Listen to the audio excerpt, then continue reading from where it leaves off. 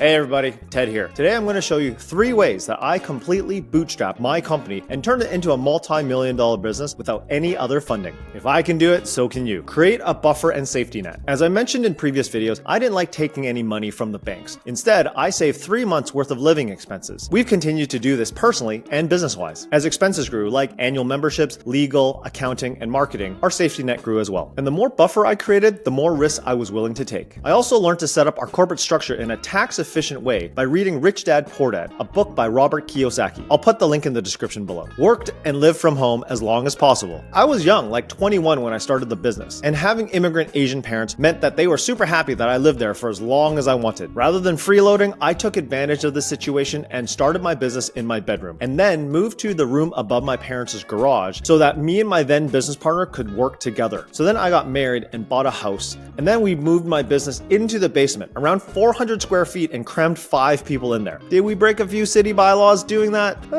Well, no one ever knocked on our door, purchasing a space instead of renting. Because we started the business in the room above my parents' garage and then moved my business into the basement, the first 8 years meant we saved a lot of rent. That saved rent turned into a down payment for a strata office unit. And by doing so, yes, we had a mortgage, but in the long run, it was better for us to pay ourselves rather than pay someone else's mortgage. Don't get me wrong, the first space was in the middle of nowhere. When for sale, it wasn't even listed on traditional websites for real estate. We found it advertised on Craigslist. And while the space was huge for 5 or 6 people, we quickly grew and filled that to over a dozen people in 1,100 square feet. But because we paid ourselves meant we were able to save up for another unit. We sold the old unit and actually got a bigger space. So those are just some ways I've bootstrapped to start my company. I have others, so if you have any questions, leave them in the comments below. If you want to learn more about creating a great lifestyle business and build wealth, follow along. Thanks for watching Ted. I'll see you in the next video. Bye.